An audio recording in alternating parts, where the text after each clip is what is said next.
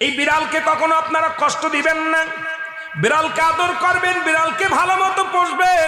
বিড়াল যদি কোনো জাতির জন্য দোয়া করে, কোনো গৃহস্থর জন্য দোয়া করে, ওই সংসারের মধ্যে উন্নতি শুরু হয়ে যায়। ওই সংসারের মধ্যে আর এক নাম্বার হলো, যে ঘরে বিড়াল থাকে সেই ঘরে জিন আসতে পারে না, জিন বাস করতে পারে না।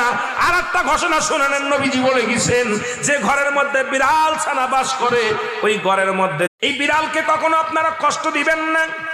বিড়ালকে আদর করবেন, বিড়ালকে ভালো মতো পুষবেন। বিড়াল যদি কোনো জাতির জন্য দোয়া করে, কোনো গৃহস্থর জন্য দোয়া করে, ওই সংসারের মধ্যে উন্নতি শুরু হয়ে যায়। ওই সংসারের মধ্যে আর এক নাম্বার হলো, যে ঘরে বিড়াল থাকে সেই ঘরে জিন আসতে পারে না, জিন বাস করতে পারে না। আর একটা ঘোষণা শুনে নেন, নবীজি বলে গেছেন, যে ঘরের মধ্যে বিড়াল ছানা বাস করে ওই ঘরের মধ্যে এই বিড়ালকে কখনো আপনারা কষ্ট দিবেন না। বিড়ালকে আদর করবেন, বিড়ালকে ভালো মতো পুষবেন। বিড়াল